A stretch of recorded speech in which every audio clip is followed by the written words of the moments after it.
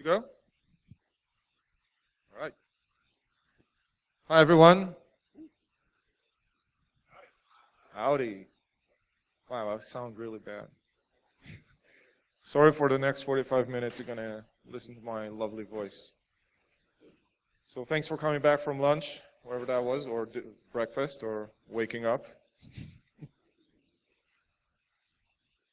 Today we're going to talk about painting a company red and blue, which is a slightly less sexier red team talk. We're going to see some ponage, so I'm going to look good and all that stuff, but it's not about, oh, look at me, or oh, look at how I broke into this and that. It's about looking at the other side as well and trying to actually provide value, I know, crazy, to whoever hired you to do your crazy shit. So I'm Ian, I do security. I've been in this messy business for over 15 years. I'm tired of counting. Currently director of services for IOActive, where I actually have a chance to do all this fun stuff. I don't have an intro slide with all my credentials because I have none. So thanks DerbyCon for having me. A few things first. Before we talk about red teaming, we have to understand what red teaming is not. Okay? So for everyone who has red teaming on their marketing stuff, this is not a glorified pen test. Okay? I'm sorry. If it doesn't include certain elements, it is not a red team. You can call it a red team if you want. Oh my God. Hey, Dave. Yes. I got a grope. Thank you. This is going to help, yes. It's warm.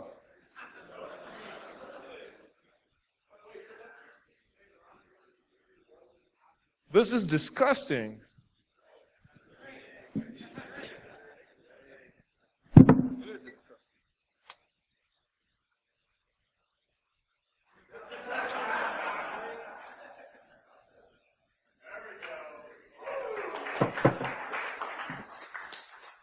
Horrible.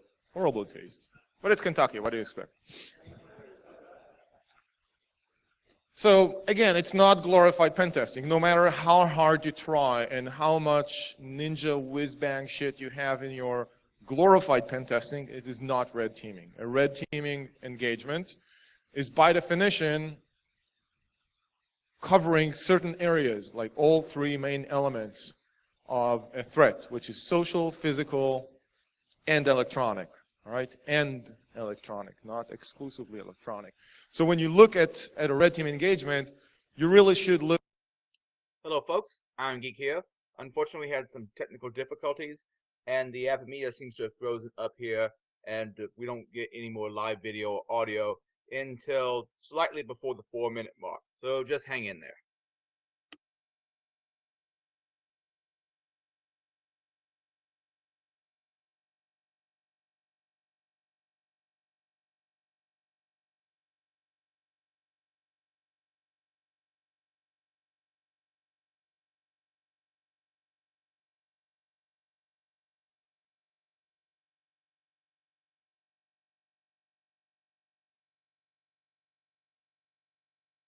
Compliance is not the answer, all right? To be compliant, you can just run a vuln scan or some stupid pen test. Look for the cheapest solution for that, because if compliance is what worries you, deal with that, all right? If compliance is your risk for the business, just take care of that risk and check off the boxes and get it over with. Compliance is never a good reason to run a pen test. And again, if you look at pen testing and you're trying to figure out who am I going to defend from, it is not from a pen tester, all right? This is where a lot of pen testing engagements are flawed, is that they train you, all right, the company who's taking this, to deal with a pen tester. Which, again, it's great if your adversary is pen testers. I have yet to run into a company whose adversaries are pen testers. Right? They're usually criminals or competitors, and they act in completely different ways.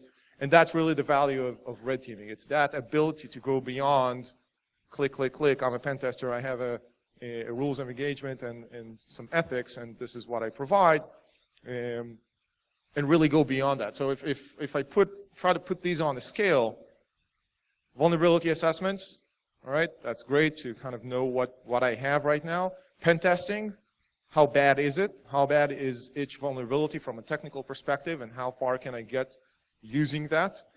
And if you turn on the volume all the way, we're talking about red teaming, which is, again, full adversarial simulation. So how do I fare up in a global context of a business, not a technology department, versus an adversary? So again, compliance is great, doesn't really matter. Okay, remember that.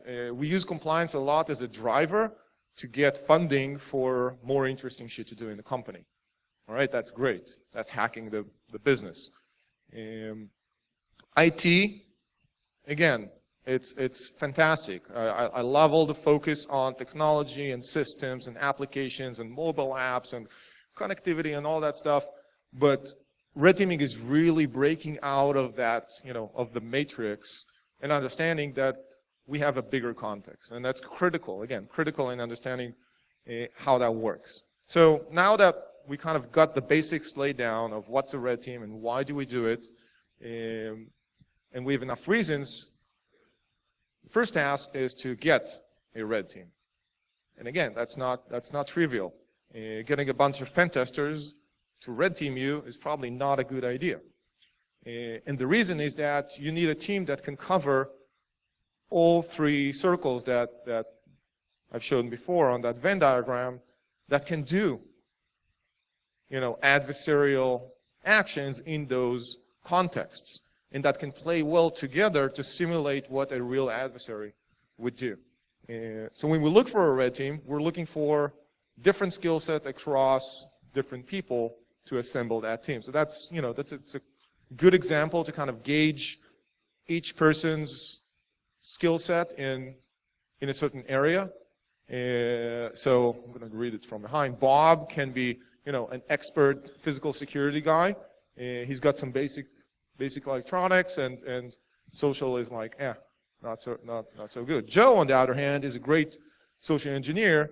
He's got the physical security stuff laid out, not so great on electronics, and you kind of get the point, right? It's all about finding the right mixture of people in the team that will simulate the adversary that you care about. And again, it goes back to you as a business, or us as consultants approaching a business, trying to understand who they're really trying to protect themselves from, and based on that, assembling that team. The second point, after getting a team in place, is understanding the context. I like to say that at the end of every red team engagement that at least I had a chance to run, I knew the business better than 90% of the people who worked at that business. And that includes executives, managers, whoever you want. Includes the guys who worked there for like 15, 20 years. You know the business better than them. And the only reason is that you as an adversary have to learn how that business operates. And you have to break out of that narrow IT perspective or narrow audit perspective. You have to look at everything. Which leads me to threat modeling, which is the first part of proper red teaming. It's understanding who the threat is and what is it threatening on, right? What are the assets of that business that are valuable, right? What makes this business operate and generate revenues? And all of that is the basic red teaming. So if you're not offering that in your red team services, or you're not being offered this as part of a red team engagement, go back and re-educate yourself or your red team that's supposedly going to red team you. After we did some threat modeling, again, the focus is not on vulnerabilities. It's not about finding that Heartbleed or Bash or PHP bug or whatever it is in an obscure application. It's about understanding what is the risk, okay? And it's critical. A simple PHP bug can mean the world for a company that relies on a specific web application to run its business, and it can mean nothing to a company who just, clicks a button and reimages that web server, and it's done because they don't care about it. It's just it's just a facade for a company, right? It's a big poster for them. So understanding risk and how it's formulated and how it's articulated inside a business, critical. Now that you've mapped out the assets, you know who the adversaries are, your role as a red teamer is to act like it. Okay, and again, a quick reminder, actual adversaries do not have rules of engagement. They do not have scope. All right? Which means first order of business is, how do I make this business go out of business? All right, this is the first hit. This is the first rule, sorry. You don't start messing around. Compare it to a boxing fight, all right? You don't start sparring and playing around. You just, bam, game over. You go for a knockout on the first hit. What takes the business down? Focus on that, all right? What's the biggest assets that's going to make me rich and them poor? Go for it. If you don't have that in mind, you're doing something wrong. And this is really where the difference between pen testing and red teaming comes into play. All right. Another analogy that my Krav Maga instructor likes to say is, "Oh, you do martial arts, cute. Do you take any other dance classes?" It's all about effective, quick, down and dirty, and it's game over. Again, rules versus no rules. All right, all the karate bullshit, and oh, I got a knife, I'm going to kill you. How do you deal with that? Second rule, let's say you do go for the jugular. Give it all you have. It's not about, kind of trying to find what's the distance and how big is the guy. You go all out. And I'm going to quote another, well, there are no Israelis in the room, so I'm just going to quote it. You give it all you've got at the beginning. All right, this is how to swim a 100-meter dash. You give it all you've got at the beginning and then slowly accelerate. Okay, there's no going back. There's no, trying to feel out. And that's really the essence of red teaming. It's not, you're not going to see port scanning and, knocking on different areas of the app. You're just going to see the attack. Bam. And it's all about the intel gathering before and the threat modeling that the attacker has done before, and then launch the attack. There's no, there's no point of letting the enemy know, or the company that we're attacking them, that we're attacking them. So let's paint. Okay, let's look, and this is really the gist of this presentation. Let's look at a few examples that I've sporadically taken from different red team engagements, and really focus about what's the ROI. I'm sorry for using the business term, but what's the value for the company that we did the red team for? Okay, and let's see really how can we translate it, and this is our role as red teamers, as attackers, to help them translate, this is what I did, this is what it means to you as a company. So we'll just paint by examples. All right, first example, we didn't even go beyond intel gathering here. All right, this is pure OSINT. We basically doxed a whole lot of employees of the company and got to understand let's call it the social element of how that company works from the inside. Because we managed to figure the salary ranges, and in this example, a salary range for, programmer, analyst, or whatever it is, like thousands of jobs inside the company.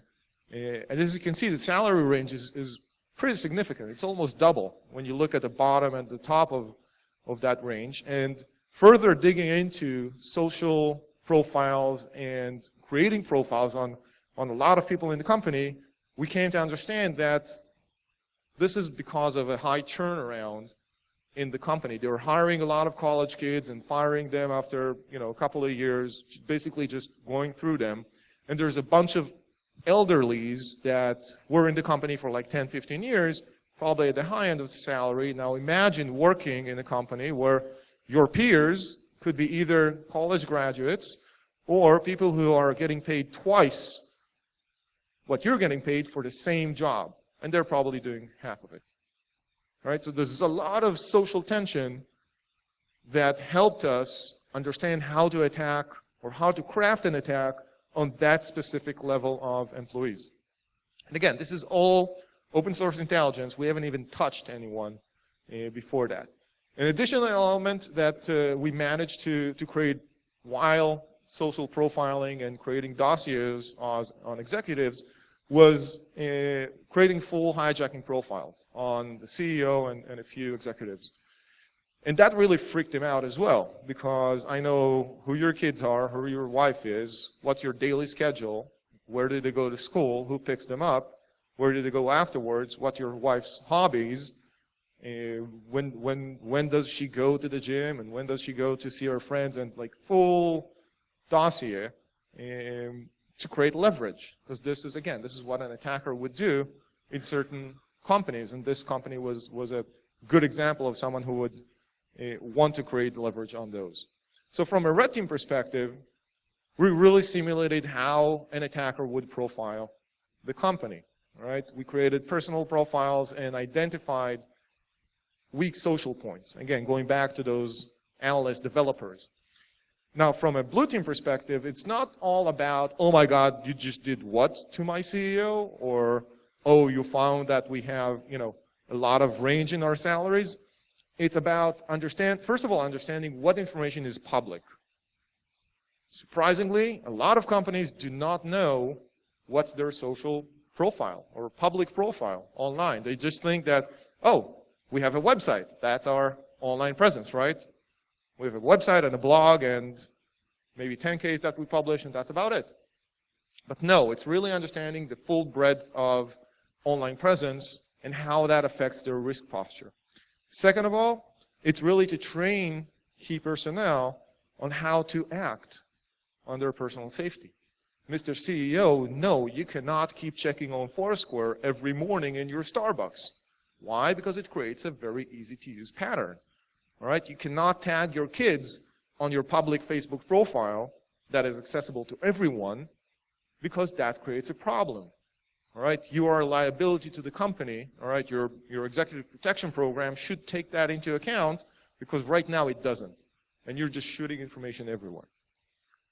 And really work with HR on social issues that might have been created because of business decisions. All right? Yes, we had to get rid of a lot of people because we're in a downtime. And now we're growing again, so we're hiring a lot of college grads. How do you deal with that social tension inside? And again, we've kind of shown using that context and building fake social profiles, we managed to get in and affect a lot of people to click on all sorts of things and get into the company. So again, red team, woo!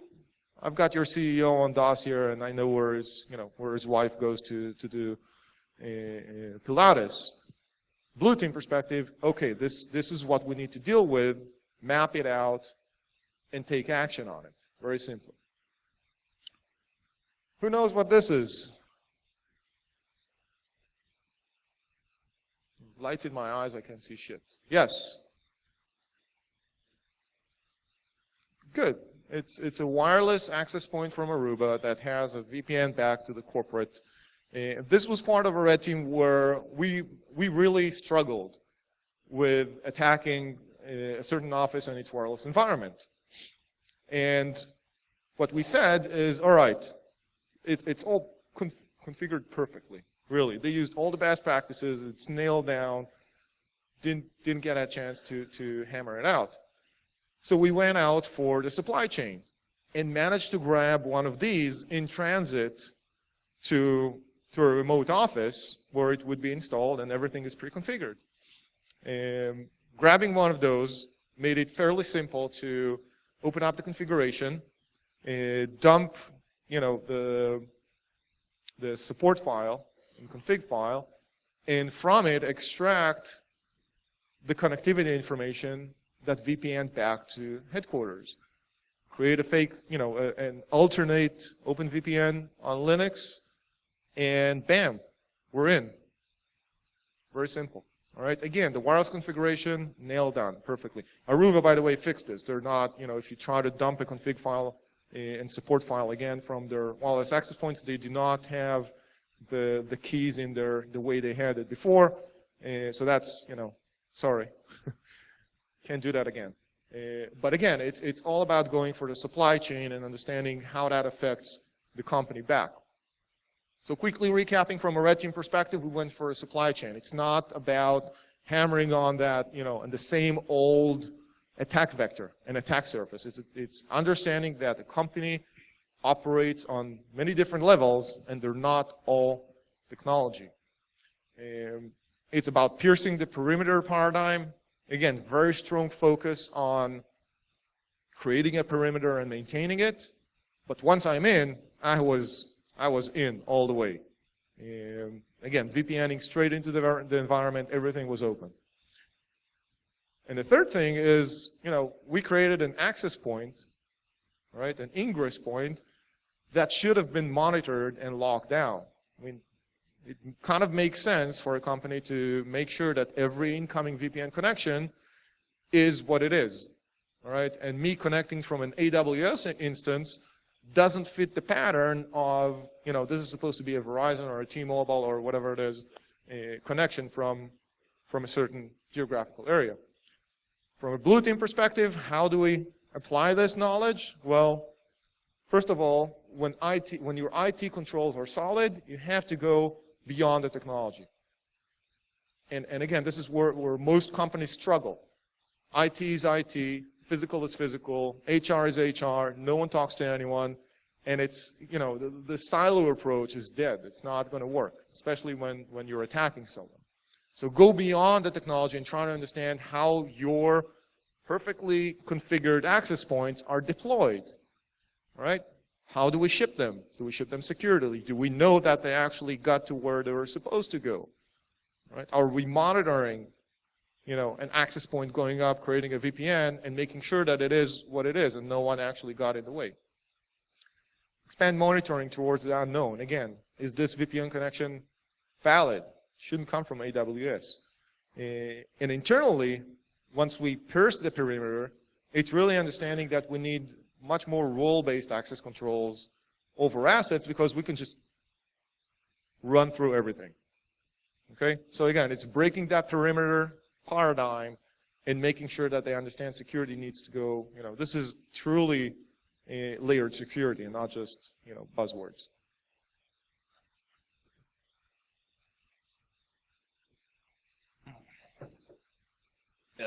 Yeah, sorry.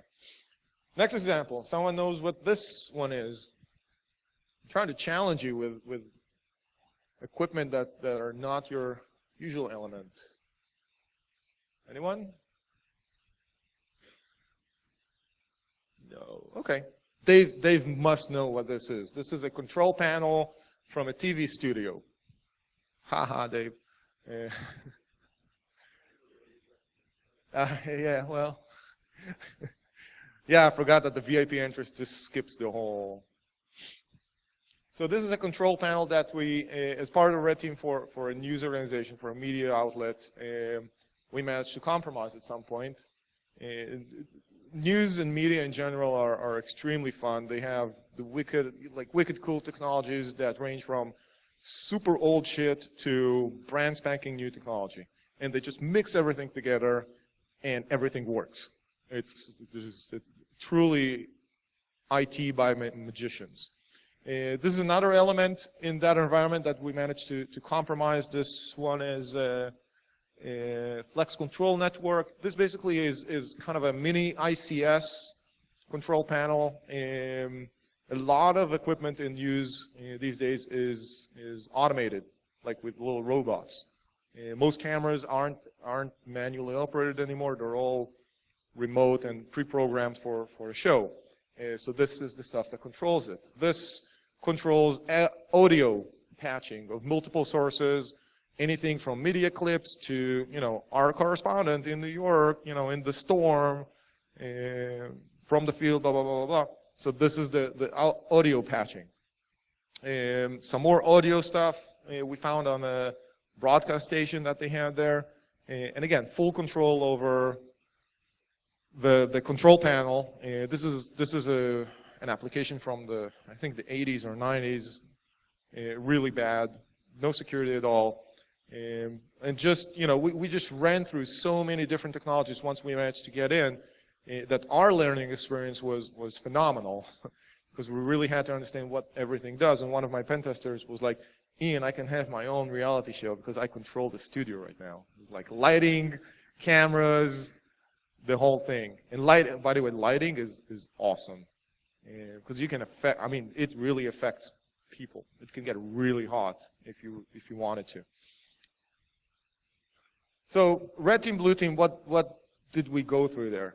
From a red team perspective, we found a lot of undocumented assets, all right? Things that were in testing, like the flex control, not the flex control, the red one. It was actually in testing. They were piloting that in this specific studio before they roll it out across the rest of the organization. So all these things were, some of them were full production, some were testing. So we really, got a hold of a lot of different assets there. And they didn't know about them. If you talk to the managers, they're like, oh no, we don't have that, but it's being used in this specific studio. Controlling the environment is key. Again, for anyone who's ever dealt with SCADA or ICS or production lines knows that making something move or change the environment, all right, or make this AC stop freezing my ass, or making an operating room hot, all right, and turning off the heat to like 120 degrees is going to kill someone. Affecting environmental changes goes a long way. And if I can make the lights in the studio flare up and send a phishing email, to a few of the studio executives saying, oh yes, we've heard that there are problems with the light controls. We're going to send a technician the next day, or someone is coming to the studio right now because we understand this is critical. Makes it super easy for someone to pick up the phone, because reception just called and there's a weird-looking technician that claims he's from lighting, and grant him access to the facility. Okay, so again, environmental changes in a red team perspective lends well to what we talked about before: physical, social, electronic, and then I just walk in, plug something into the network, and I have more access. Last but not least, again, combining those. Well, I said that. From a blue team perspective, it's really expanding my control and monitoring base into everything that the business does. All right, lighting is not out of scope.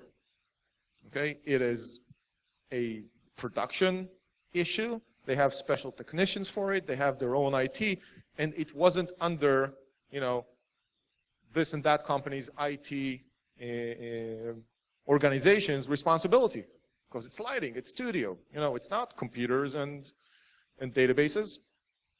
So you really have to again break down that silo approach and merge those responsibilities together. It was super important for that organization in terms of recruiting stakeholders. Again, coming back from a red team like this with those kind of results, help them expand the risk management reach across the organization. All right, and it got back all the way to the CEO who saw this. We made it abundantly clear how to fix those things in terms of investment and changing how the organization works from the inside, and that actually happened, and that's fantastic. And again, learn from other business units. It's not about this, this is my IT with my databases and my scripts and my, scheduling for who's coming in, who's coming out. It's about all the other elements that surround us that are part of the business. One more example. This is easy, all right? Everyone has seen that, I'm sure, at some point. This is a Dell DR storage. And this specific one is called DRX4000, I think. Yep. And X here stands for exchange. This was really challenging for us. Again, we were facing a fairly nailed down IT security infrastructure. Couldn't get to the Exchange server. It was very hard getting into Active Directory. We were just banging our heads trying to figure out how do we get in. Until we found that we don't have to go for the Exchange. If it's backed up on a server in another facility, that's way easier to access. So I'm just not going to try anymore. All right? Because for me, the best path is path of least resistance. Very zen. Path of least resistance brought us to this backup server. It would just open with default credentials. Again, it's a different IT organization in a different facility, but that's where the backup goes. And I just dumped the database. All right? I don't need access. I don't need users. Nothing. Now I have everything. This is another example. This is how we got the Active Directory itself by accessing the Power Vault. You know, once you realize what kind of security is done on the backup side, it's fairly easy to find more assets and just pull tapes of backups from a month ago, from a week ago, from whenever you want. Red team.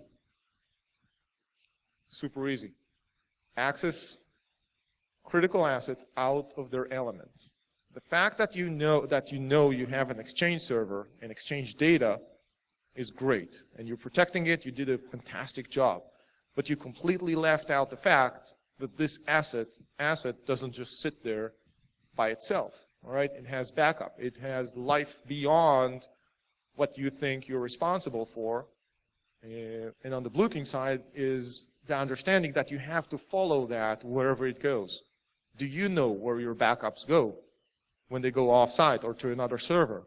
Do you know what kind of security controls are around them? How about trying to find out and make sure that if you really focus on asset-based security and risk management, you really follow through on that and not just leave it on the technical side of your realm. And from our perspective, again, when attacking an off-site solution, we just avoided banging on the hardcore security that was on the main site. Okay? Again, much easier, and from a blue team perspective, how about correlating all those logs that you have on your main site with the backup site to gain some insight on who's trying to do what? Especially if you see something fishy on a main site and then the same kind of approach on a different site, that's huge threat intelligence. There, I said it. That you're never going to be able to buy from any of the vendors because it's your threat intelligence. So build something that works for you and actually gain an insight into your security posture. I think this is our last example, hopefully. This is a sonic wall firewall with a little access point like UTM device. This was really interesting because when we came back to the company and said we have this sonic wall firewall, blah blah blah blah, I have root on it. I was like, I'm the man, and they're like, no, it's not ours. A, it's not in scope. B, it's not ours. We don't have that in our environment. And I run back. I'm like, oh shit, we fucked up this time. And I'm like, but the IP schema looks the same. It's got the same configuration. I managed to access a lot of shit using that device on your network. So something's weird. Go back and forth, and then they realized that they were testing this, again, pre-production on the production network. But they're just testing this. Again, this is not a complete full configuration. We had VPN configured on it to connect us back in. And if we wouldn't have told them what we did and how far we went, this would have went to production as is with our back door in it. Yeah, I shit you not. Super fun. Okay? You have access straight into the environment using a VPN on a firewall that someone deployed without going through full test to production procedures from a security perspective as well. So again, from my perspective, awesome. I get non-production equipment, all right, and I'm rooting it before it gets to production. Bam. From their perspective, it's really understanding how you put things in production. So yes, if it works on testing, okay, and you've finally got a configuration that works for you from a network segmentation and all that fun stuff and wireless access points, good. Now you have to run it through, test to production process that includes some form of physical, of security review to figure out if all the configuration is correct. Because as you know, when we, configure something, we make a lot of mistakes, and we go back and forth and don't necessarily fix up the configuration on the errors that we've made before. So getting that process scrutinized and actually implemented was key for these guys because they just didn't have it. They trusted, and again, trust is a big thing in risk management. They trusted the testing and the configuration procedure to be solid. Not if someone compromises you. This one. Oh, yeah, I had to add this one. This is one of my favorites. Again, why try to own server by server an environment where you can just own the entire thing? Out-of-band management, in this example, for Blade server, is awesome. Because you get full access to whatever the fuck you want, including KVM, you can reboot it, you can get BIOS access. Love it. Absolutely love it. And while the security on your production network may be super ninja with all the blinky lights that you can afford, a lot of times that single cable dangling out of the back of the server that says out-of-band management or ILM or whatever they're called, not really the same security. All right, it usually goes to like a separate segment of the network that only the IT guys or the NOC guys can connect to. But that's usually where it ends, and that's too bad. Because if I can compromise that, I have access to everything. Again, a lot of fun was had there, especially when again, you can affect physical things in their environment. So I can shut down a server, and it just goes boop, and then turn it back on, and then shut it down. And someone is at the data center looking at it and is like, what the fuck's going on? And again, you can make a call and say, I see that you have a problem with this, and that. I'm calling from Dell support or IBM or whatever it is. It seems to be a problem with our latest revision of blah, blah, blah, blah, blah. I'm going to send you a file, right, with a firmware update that's going to fix it. Do you see the problem on your end? Boop. Yeah, it went down again. Super easy. It's like cheating, but not really. So again, from a red team perspective, attacking virtualized environments made easy. All right, go out of band and have fun with infrastructure. Bypass host security completely. I don't care what you've installed on those VMs and servers. You can have the most ninja security software looking for behavioral issues of users and network traffic and looking what's the position of the stars at any given time. Doesn't matter. I'm coming in from behind, honey. Oh, shit, don't quote me on that. From a blue team perspective, why are you laughing, Dave? Remind you of something? From a blue team perspective, again, data center security is physical as well as internal and vendor support. It goes across different assets inside and different attack approaches. And logging and auditing access to your assets. Again, if you consider the VM an asset or what's stored on the VM an asset, but you have another means of getting to that asset that you haven't mapped out, you have a problem.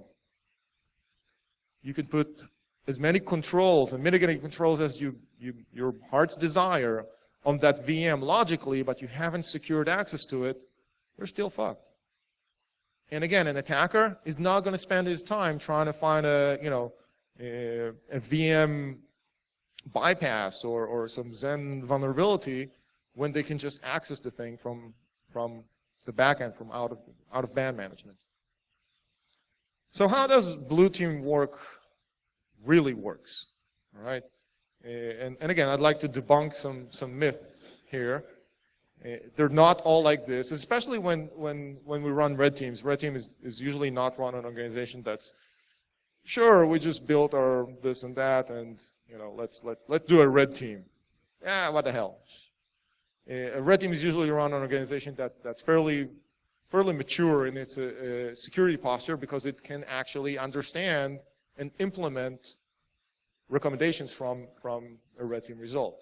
And one of the good examples that I can actually point out as running a red team is the efficiency of a blue team when it does get to that maturity level, all right, of focusing on assets, on processes, and people, rather than just install an AV or a firewall.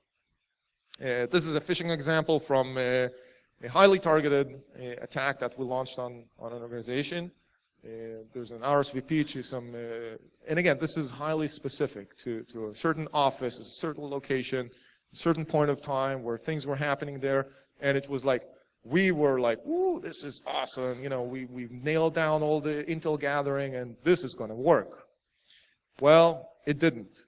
We really got fucked. 10 minutes into this, the first person who got the email, like the first 5 people who got the email, alerted security on it, pretty fucking good, and they shut us down, like immediately. They analyzed this, figured out who is it going to, what's the payload behind it, what's the story behind it, did a full IR analysis on it, and just shut it down.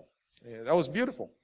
And the reason it was beautiful is that, again, they were focused on assessing the situation, involving other stakeholders. It wasn't the security team that found it. It was just one of those employees, or a few of those employees that were targeted, which means they had some insight into this doesn't look legit. Okay? And it's not just, click, let's see what's behind it. It was really quick action behind it. And again, minimizing damage, controlling the environment, making sure, really assessing who is this going to, right? Let's segment them out. So if someone did click something, let's try to monitor those, with more scrutiny to find out if they actually clicked, did it work, did it not work.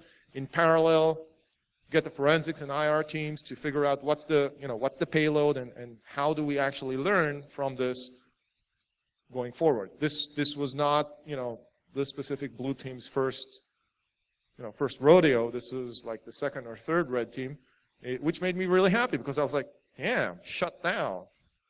We're going to have to up our game, or try to find other adversaries that they're dealing with and simulate those, or see if we need to change something on our side to make it more challenging for them or more relevant for them on other areas of attack.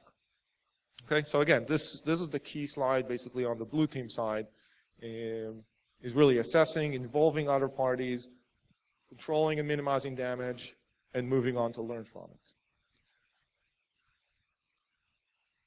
Trigger warning. I'm going to say the bad words that the big man told you not to listen to. We are all getting paid at some point. Okay, this is not just for our fun of playing with computers. Sorry to break your bubble. So everything that we do has to work somehow from a business perspective to the organization that we're working for or we're hired to work for. And a big problem that I hear a lot of my peers face is, how do we justify it? How do we sell it to management? Because sometimes the work that we do is irrelevant, and they're right. You can't justify it. You need to make a little shift in what you're dealing with, all right? Or no, you can't justify it because you keep dealing with IT, and you forget that the business has, other things to worry about than your 5 Linux servers sitting in a basement. And the key here is really to show return on investment. Fortunately, from a red team perspective, it's easier because you're really addressing the problem at a business level and not at a technology level. Okay, again, if you focused on technology, you're fucked at this point because it's like, yeah, buy more stuff, I don't know, which doesn't work, right? It's about fixing processes and people and technology, or at least addressing the gaps that we find in process, people, and technology by that order a lot of times. And the key is to show over time how investing in the red team side turns back, as I've shown in the last example, into something that I can show my executives, see, this is a risk, all right? This is what the risk is composed of. This was my adversary, and this is how I dealt with it, all right? And we all know, because of the risk models that they've used, this was the potential damage if we haven't mitigated that risk, which is fairly easy. Again, if you have a proper threat model and risk framework, it's easy to show the numbers behind what happens. Okay, and then reapply that to the organization to make it keep growing and improving on its risk posture. So when you play the numbers game, hack it. By all means, this is what we do. This is what we are. We're hackers. So learn to work with that terminology. Learn to work with their risk models and sit with their auditors and CFOs and whoever it is to understand how they do risk management. Talk that same language and turn it back to them. Like, here, it's your numbers, it's your formulas. I work within there. Here's how I fixed something for you, or here's how we can improve something and save you money. Retest and verify. If a red team is a singular event, something is wrong, because there's no way that our organization A, assessed everything it needed in one red team engagement, and B, fixed everything that was found and is now good forever. The key is to reapply the same testing and methodology, and everyone who went to our red team class knows it's all about being able to be repetitive, methodical, all right? And it's not, it's not a hat trick. It's not magic. Ooh, I managed to do this. Can you replicate it? No. Does it apply to other situations? No. Bullshit.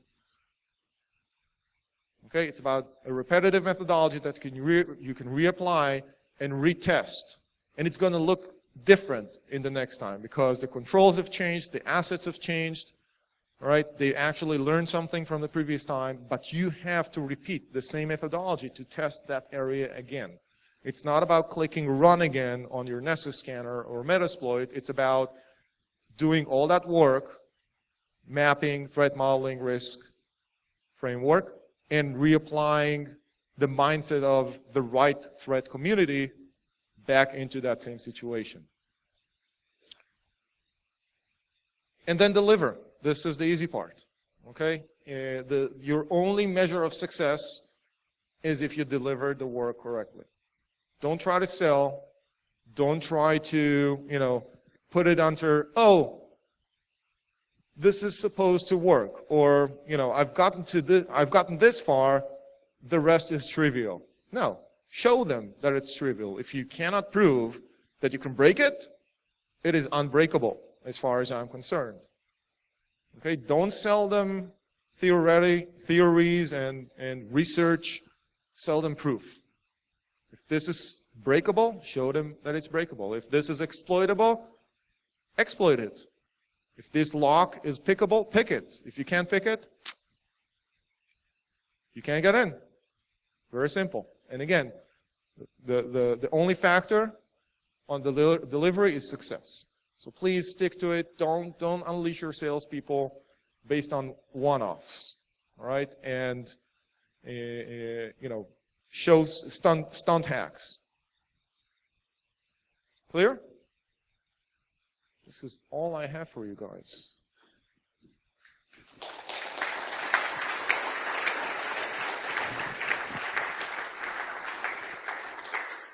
Thank you. Questions? Comments? Criticism? Yes?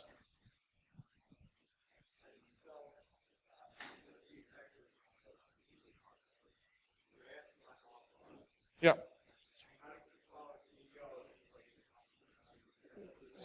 The question was, how do I sell executives on the people part of it? Well, it's really easy. Are the people part of the business? Do they make a difference in your revenue stream? The CEO probably is. And it's fairly easy to kind of group those people into areas of these people matter more, these people matter less. That's going to be the scope. And if I can affect your business by threatening your CEO that I'm going to expose his shenanigans in the local strip club that he goes every Thursday on his board meeting and extort him, then yes, it affects the business. And if he doesn't have the right controls around it, you know what? Either stop it, okay, or do something about, not exposing yourself to that problem. Both valid solutions from a corporate perspective. Make sense? Cool. Any more questions? All right. I'm going to be around the rest of the day and tomorrow. Thanks.